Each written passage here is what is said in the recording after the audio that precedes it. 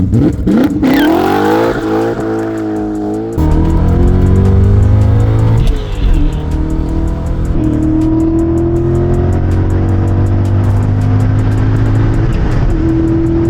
get to make a healthy profit of... This is my 2003 BMW M5. It's got the legendary S62 5-liter V8 mated to a 6-speed manual transmission, all packed into the E39 chassis. I bought this car earlier this winter and have spent the last couple months making it absolutely perfect, and now that it is finally perfect, I'm selling it.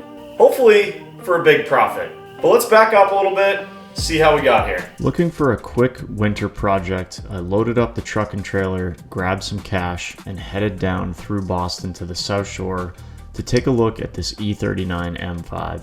It had a couple of issues. The previous owner said that it needed a clutch, had some damage to the front bumper, but other than that it was very, very clean and had almost $20,000 worth of receipts for preventative maintenance in the past year. I had to have it.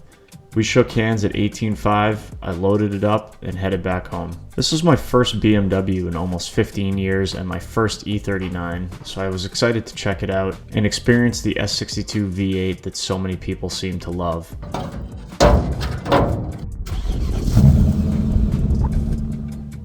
Unfortunately, the previous owner wasn't kidding when he said this thing needed a clutch, as the clutch would slip pretty severely with any sort of throttle load. Not great. Oh man.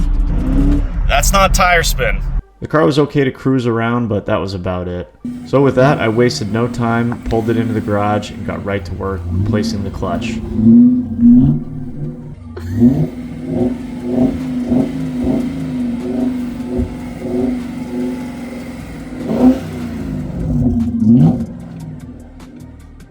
A clutch job on this chassis is like most rear-wheel drive V8s. Any under trays have to come down, the complete exhaust needs to be removed, drive shaft, sensors, connections, everything else. And with a bunch of wobbles and extensions and a couple busted knuckles, you can get all the bell housing bolts loose, pull the transmission down, and then remove the clutch and flywheel.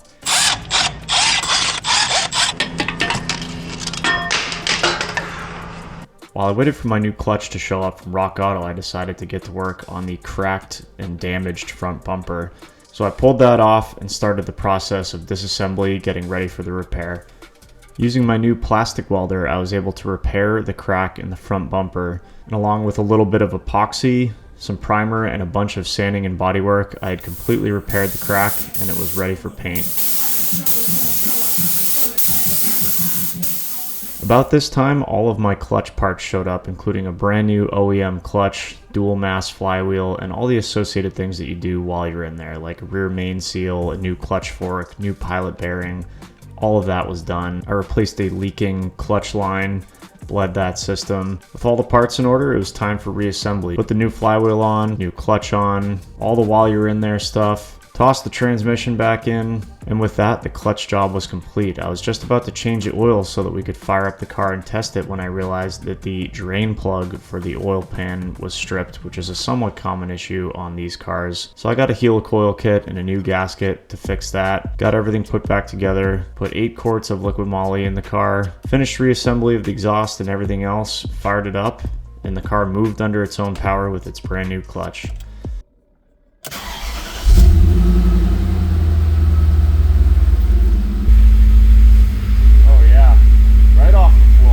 Yeah, everything seems good. So far, anyways.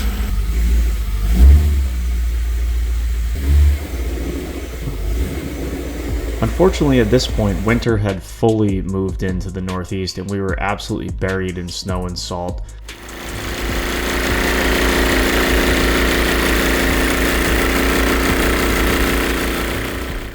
Up past my knees. Oh my goodness. I don't think I've seen this much snow since I was a kid. This car is from Arizona and California and is completely rust-free and immaculate, so there was no way I was going to be driving it on the salty roads. So I decided to shift my focus onto cosmetics, including finished repairing of the front bumper, got it fully primed, sanded, prepped, and decided to repaint the driver's side mirror while I was there since it was a slightly different shade of blue, I believe from a salvage yard from the previous owner. Got my famous inflatable paint booth inflated inside of the garage considering the temperatures outside were about sub-zero, and was able to spray in all of these parts.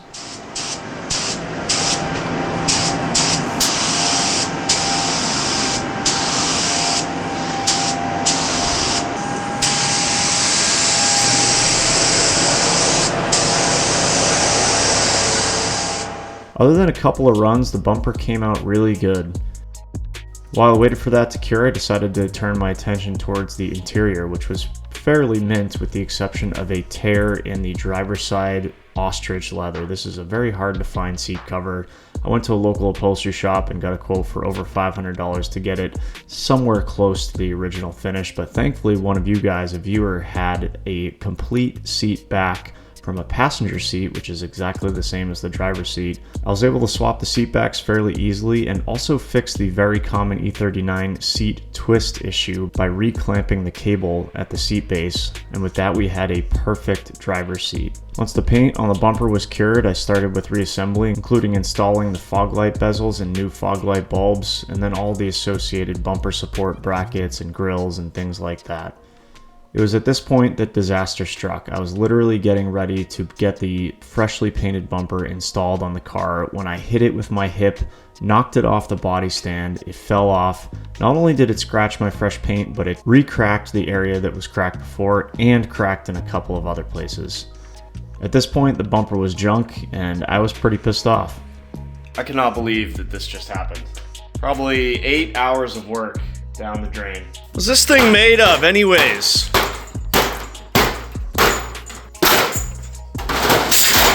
This thing is so brittle.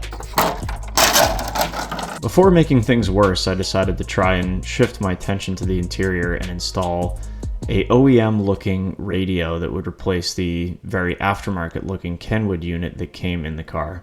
The next day I called my buddy Ben, who's helped me with bodywork in the past, and he was able to source me a brand new OEM BMW M5 front bumper directly from the BMW dealership. Instead of struggling to set up my booth again, I just decided to meet him down at his body shop, and we spent the day hanging out and painting the bumper together. Fairly easy job since it was a brand new bumper, just basically adhesion promoter, base coat, clear coat, and we were out of there. No problems, the bumper came out perfect, and it did end up saving me a little bit of time because Ben painted it perfectly, whereas my paint job on the old bumper had a bunch of runs that I would have had to sand out. So even though it was a bummer of a situation, I'm glad that this car got a brand new OEM bumper with a professional paint job. So once that paint was cured, I was able to completely reassemble the front bumper once again, grills, fog lights, bezels, bumper support brackets, and finally get the bumper back on the car.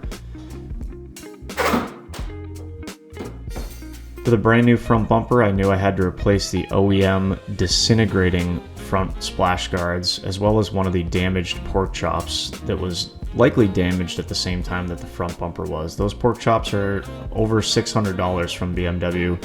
I was able to get a pretty good set from Ukraine for about $160. And of course, while I was in there, I couldn't stand to look at those rusty brake rotors, so decided to give those a quick coat of gloss black. One of those beautiful E39 M5 wheels had a pretty nasty chip on it.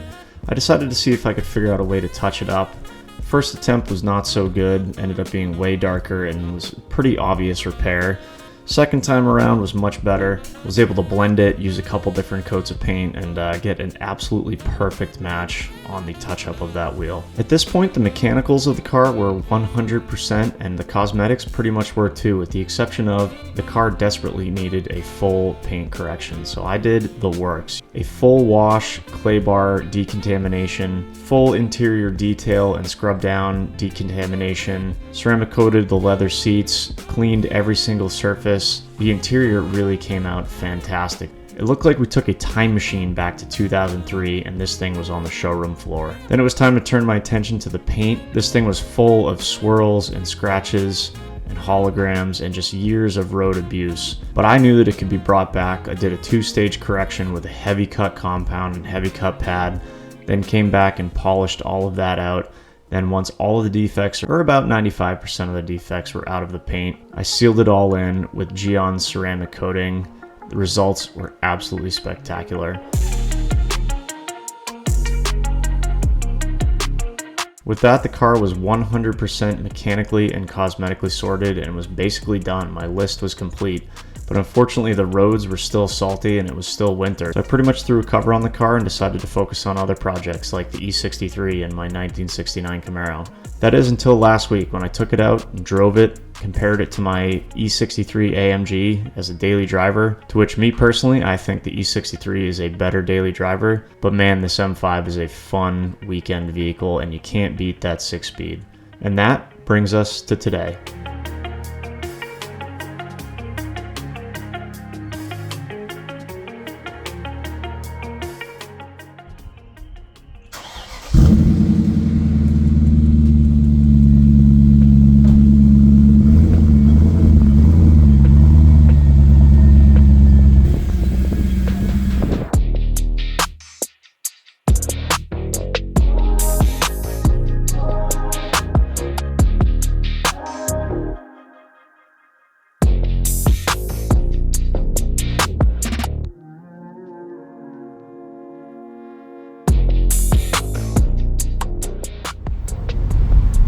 Oh yeah. Well, it is in the last days of March right now, but it is a beautiful spring day, almost 70 degrees right now. Roads are clear, sunroof is open. It's time for a drive in the M5. First order of business is gas. I think we have just over a quarter tank. I have never put fuel in this thing, which means the fuel that's in it is probably from, last year, from the previous owner. So I figure we could put some fresh 93 octane in this thing, take it for a rip.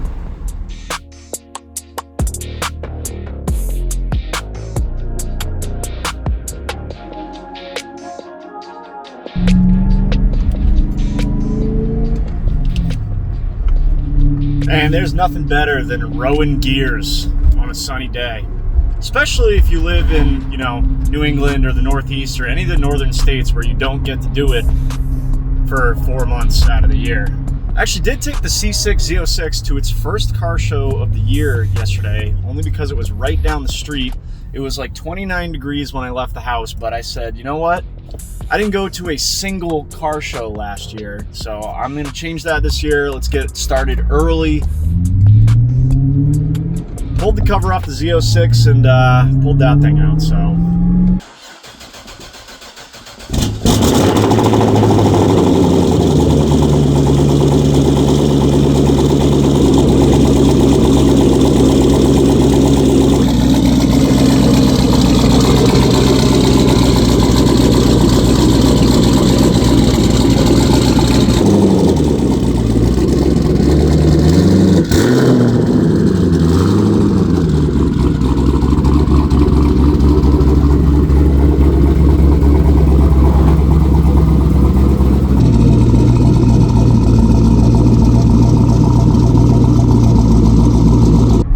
Had a great time at the car show. Didn't really film, but talked to a few people who watch the channel, talked to some guys with some great cars. Just good to get out there and excited for the 2026 season. But here with the M5 clutch break-in, I think we're just going to call it done. I've definitely got between 500 and 800 clutch engagements at this point.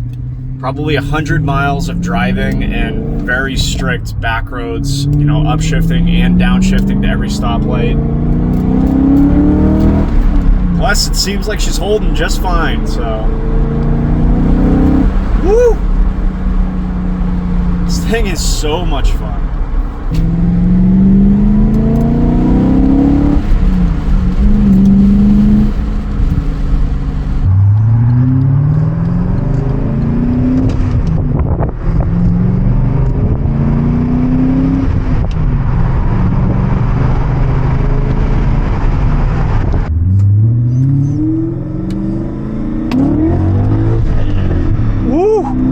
Try second gear. She didn't like first.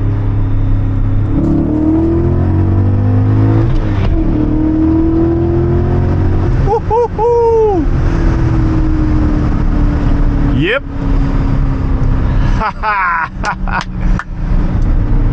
Clutch is holding all of that 400 horsepower. Man, this thing grips, gets up and goes. Shoo! Man, got a decent amount of wheel hop in first gear there, but I guess that's to be expected. Pavement's still a little bit cold tires, but second gear, you know, from a roll, hooked right up, and this thing feels like it has more than 400 horsepower. It gets right up and goes.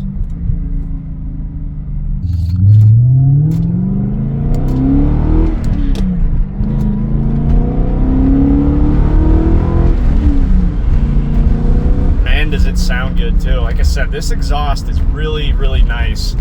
I don't have a ton of experience with the E39s and, you know, the exhaust setups that you can do on these S62s, but leaving everything stock and then just doing a muffler delete, you know, very quiet when you're cruising around, but doesn't drone and sounds really good from the outside too.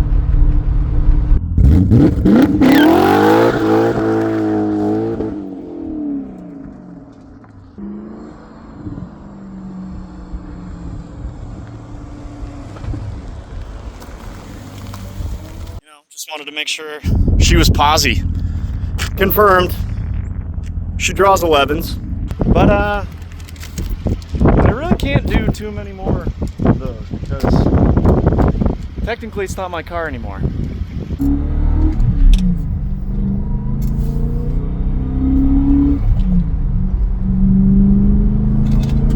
Woo. This thing is so fun. Handles so well. Plus the 6-speed, tons of V8 power on tap. Ooh, I gotta be careful on this road. I've been pulled over before because even though it's the smoothest, longest, flattest, straightest stretch of road, the speed limit's 30. Ask me how I know. Anyways, yes guys, my E39 M5 is actually already sold. We've been through this whole rigmarole before. Can't keep them all, but we're just out here testing the clutch, you know? But let's make sure the clutch is good for sure with a second gear. Stab.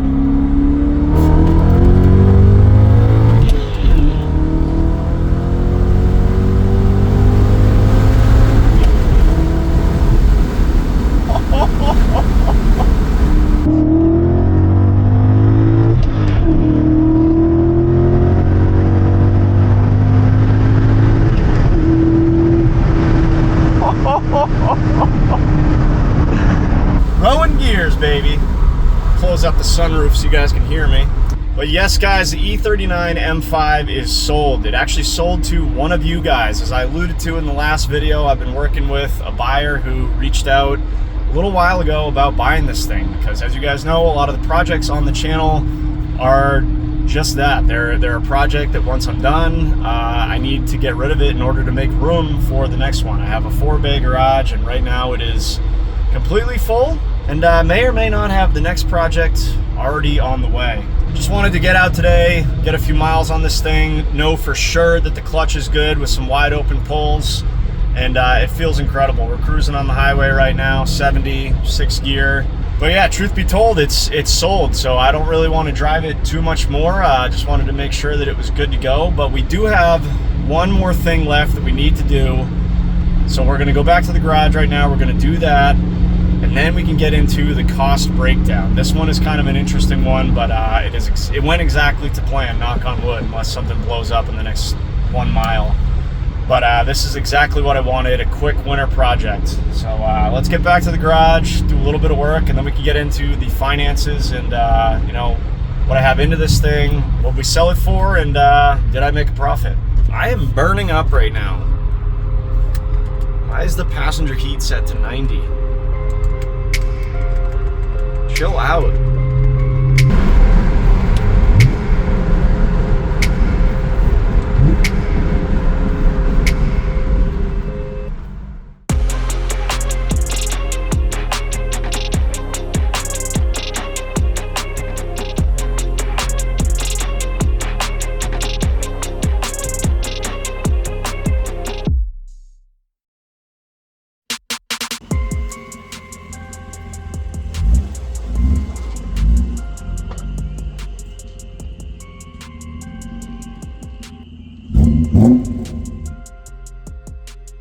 The last thing on my list is to replace the awful aftermarket head unit that I put in a few videos ago. You guys pointed out that it actually was for an X5, and therefore the curves of the radio didn't fit the dash very well. More importantly, the interface was absolutely terrible and I could never get my phone to connect via Bluetooth.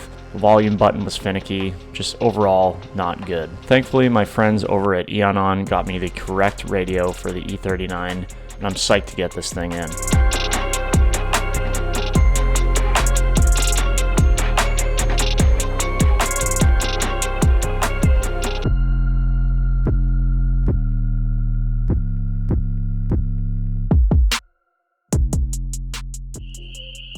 You guys hear that? Peepers. Making all sorts of noise tonight. Doors are open. Short sleeves. Spring. It's finally here. Although it is going to be 35 and raining in 2 days. But, you know, that's New England. Anyways, we got everything we're going to need to install this very, very OEM, but very modern looking Eonon radio here. This thing is like got some weight to it. I think we got a, what does this thing come with? Like a 8-core processor or something like that. Yeah, Android 13, 6 gigs of RAM. She's got some horsepower. Similar to the last install, there's all sorts of harnesses here, which we may or may not need because the car has a fully aftermarket sound system. So I think I'm just gonna dig in, get the old one out, see what plugs in, what doesn't, and then we'll go from there.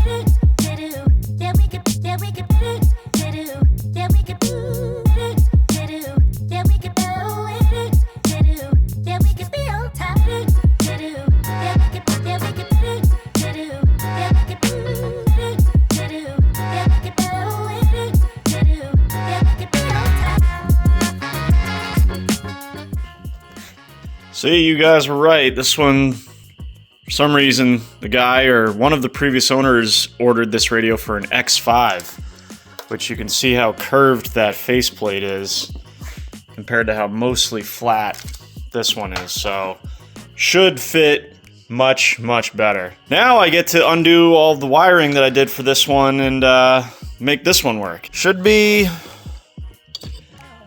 fun.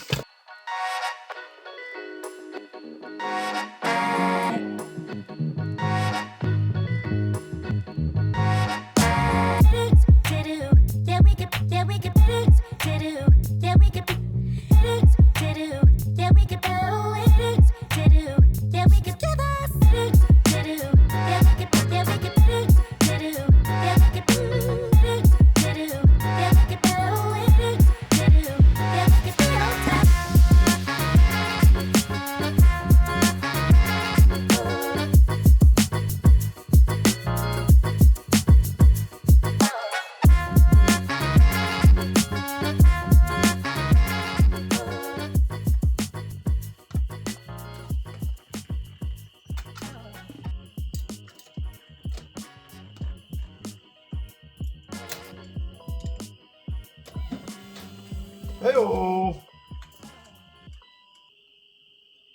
Boom! Oh, it's beautiful. So much better than the old one. Alright, got the basics done. We got power to the head unit here, just power, ground, switched battery. I've got the reverse camera trigger already wired up, and then, what is this one? Oh yeah, white is, I think, the amp trigger, the aftermarket trigger for the aftermarket amp. So now, need to figure out the speaker connections. And if you guys remember from the previous install, there was only one subwoofer output, and this car, of course, has those 2 giant subwoofers. So, per your guys' suggestions, I ordered a subwoofer splitter. So now we can hopefully install that. I gotta hook up like the GPS antenna, a couple other things, hopefully get all the speakers working, sounding good, and actually be able to use Bluetooth in a radio that looks proper in our E39.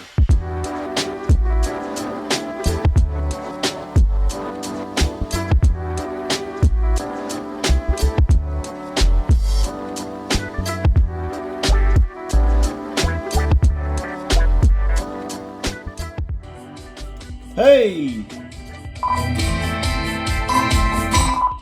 copyright, but the subs are hitting. Skies. Thud, thud, thud, thud. Bam, we are hitting. Check the backup camera. Oh yeah.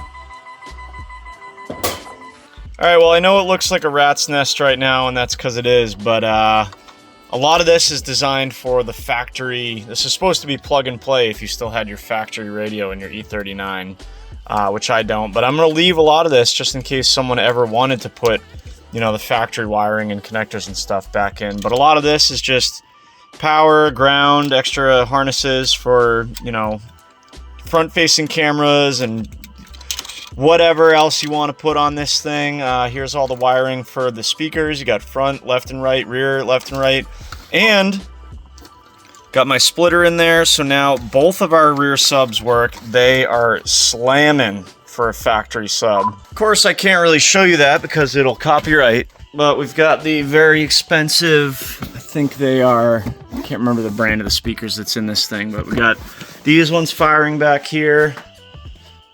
And, oh, parking sensors. And both of those huge... Shut up! Hey, it's just me, alright? And both of those huge, what I assume is factory subs back there. It sounds really, really good. And... backup camera works. So I think we're done here. I'm going to heat shrink some of these butt connectors here. Use some felt tape to make everything as clean and neat and tidy as I can. Then we'll get this thing installed, and then we got to clean up our mess here. But let's do all that.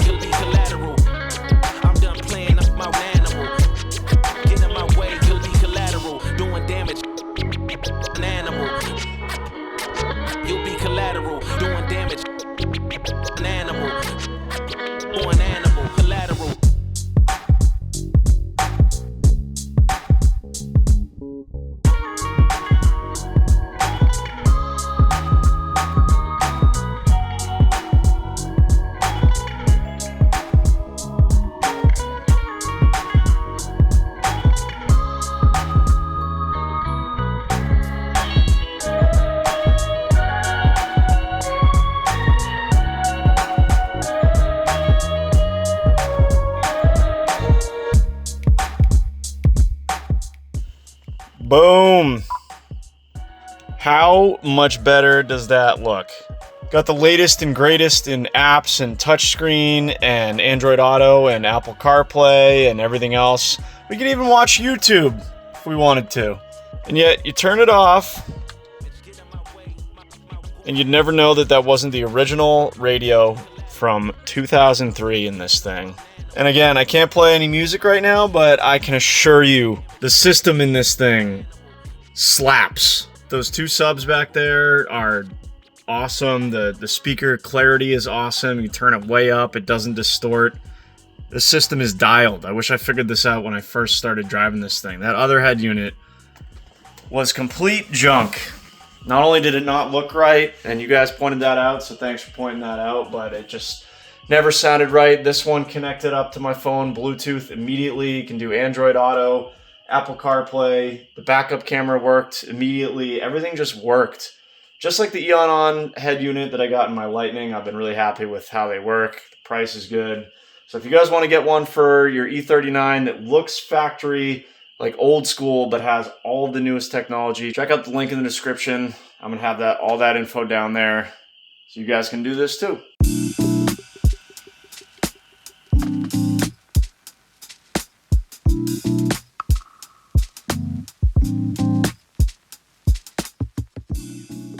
Alright, so I always like to do this at the end of any build and I've been doing this long before I had a YouTube channel, is add up how much I have into the vehicle, and then once we know that, take how much we sold it for, do a little math, and figure out what we made for a profit, hopefully. I say hopefully, I almost always make a profit. I think the only vehicle I've ever lost money on was my C8 Z06, but that's what happens when you buy a brand new Corvette and then don't drive it very much and then sell it 2 years later.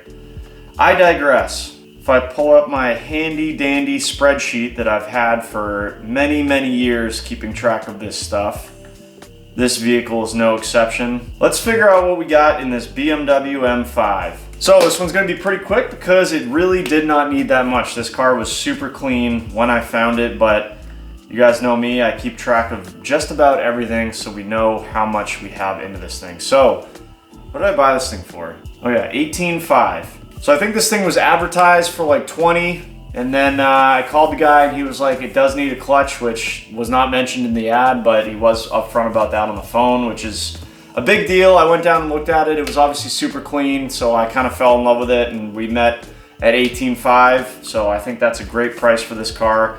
I've said it once, and I'll say it again. You make the money when you buy the car, not when you sell it. You obviously have to be into the car for the right amount of money in order to make money on the other end when you're done working on it. So if you overpay at the beginning, you've kind of screwed yourself before you even get started. Anyways, $18,500 for the car. Then obviously what it needed the most, would not even drive without this, was clutch and flywheel associated parts. All those little parts I got from Rock Auto, just the while you're in there stuff. T-shirts available on the website. That was from Rock Auto. That came to a total of $841. Did the oil change with Liqui Moly. I did a rear main seal. I had to replace that clutch line that I found was leaking. That was $168. The fender liners, those pork chop, or not the pork chops, I'm sorry. The fender liners, I took a gamble on those cheap ones. Those are $100 from the Ukraine or something. With a little bit of work with the heat gun, we were able to get those to fit pretty well. Lucked out, one of the viewers of the channel, one of you guys had that very rare ostrich leather seat back that I needed to fix the tear in the driver's seat. With shipping, I paid $250 for that. First time I did the bumper, I estimated supplies for that at about $45 because that's what the black paint cost. I had everything else, the clear coat, all the stuff to repair it, primer, everything else. So $45 there. Not that any of that mattered. This thing is so brittle. Grill. Oh yeah, the new lower grill. The original one was cracked, so scored one of those on eBay for $39. I had to redo the oil pan gasket because we had that stripped out oil pan bolt, so we had to do the helicoil there. That was $45 for the gasket and the helicoil kit. Pork chops, version 2.0, I ended up getting my money back on the first set, and got those ones that everyone else recommended from another reputable seller in Ukraine. For the pair was $160 with shipping. And then after the bumper fell off the body stand, I had to get a brand new OEM bumper from my buddy. At his cost was $750. We spent the day kind of hanging out, painting, and I bought him dinner and threw him $200 for helping me out. So that total cost there was $950 for the bumper repaint debacle. So that was pretty much it. Usually this is where I'd go through all the parts we were able to sell and recoup, but there really wasn't that much on this one. Really the only thing that I was able to sell was one of the original pork chops. The passenger side one was still good. So I sold that to someone on Instagram, I think, for $180. So we recouped $180 right there. So that brings our total parts to $2,318 that we put into this thing. So you add that to our original purchase price of $18,500 and we get a total investment in the car of $20,818. So what did I sell it for? That's the big question right now. Well, I've been doing a lot of market research on these cars. I did a lot of market research on these cars before I bought one. I originally thought that 20 grand was kind of expensive for a 20-something year old BMW with 140-something thousand miles on it. But then I started looking on Bring a Trailer, saw ones that had over 200,000 miles that were going for almost 30 grand or mid-20s or whatever. And there's ones with 50,000 miles that are going for 40s and 50s, and really low mileage ones going for 60s and 70s. It's crazy the amount of money that these cars bring. So I think I mentioned in one of the videos that I was looking to get like low, mid 30s. I had a viewer of the channel reach out and he said, I want it. So we talked a little bit and came to an agreement at $34,000 for this car, which I think is a great deal for both parties. I get to make a healthy profit of $13,182. And the buyer of this car is going to get a super clean, super well sorted BMW M5 E39 with, at this point, literally probably $30,000 in maintenance receipts in the last like year and a half. All the big ticket items, the rod bearings were just done last summer. The Vanos, whatever you call it, were rebuilt. Every single gasket in this thing is new. It's obviously got a brand new clutch, brand new dual mass flywheel, brakes, I mean everything. The interior's perfect. It's got a clean title, obviously. It's a California, Arizona car, so there is zero rust anywhere. It is immaculate underneath. It's just a well-sorted car. I wish I could keep this thing, but you guys know the deal. Kind of out of space in the garage right now. I'm looking around and getting a little anxious as to how much stuff is in here. So got to clear it out, get ready for the next project, and the profit that we made allows us to keep this thing rolling. So, and for once I kept track of hours on this project. I knew it was going to be a good project to do this on because, as I was hoping, it was not too big of a deal. We didn't have to do 3 motors like we did on the Blue Cobra. So I was able to reasonably keep track of hours. I hit it pretty hard at the beginning when we bought this thing doing the clutch, so that was a bunch of consecutive days. Then once that was done, I kind of took a break until we started doing the bumper and then the paint correction. And then I didn't touch it for like 2 weeks until today when we did the radio. But all in all, I had about 40 hours into this thing. So if I was doing this full time and had all the parts ready to go and everything, we could do 1 week. We could have had this car from when I got it to where it is now. And if you do the math, that's about $327 an hour, which is not too bad for just kind of hanging out, working on cars that you like in your garage. Of course, they are not all like that. I think if we go back and look at what I made on the Blue Cobra, which I probably had hundreds of hours into, I think I made less money. I think I made like 11 grand on that car after a year and a half and just like constant work on that thing. So there's cars that I've made this much money with less work. There's cars that I've worked 3 times as hard and made half the profit. So it's kind of a gamble when you're doing this kind of stuff. Sometimes you're gonna make out great, sometimes you don't make out as well, sometimes you might lose money. But like I said though, this one turned out good. Super happy with this BMW. I think this is probably gonna be the last time to see it on the channel because basically don't want to drive it anymore because it's really not mine. The paperwork is all taken care of, and I just want to take care of the radio for the next owner. I think he's gonna enjoy it a lot. It's an awesome car. Maybe we'll see another E39 M5 on the channel. I wish that I had finished this thing, not in the middle of winter, so that I could have driven it a little bit more, put a few more miles on it, but we got to keep things rolling around here. Speaking of that, I'm going to stop blabbing. Hope you guys enjoyed not only this video, but the whole E39 series. Hopefully it brought some of you guys to this channel with some BMW content. All that being said, thank you guys for watching. Leave your comments and thoughts on this whole series and this car down below. Give the video a thumbs up. Subscribe, obviously, if you haven't already. Catch you guys in the next one.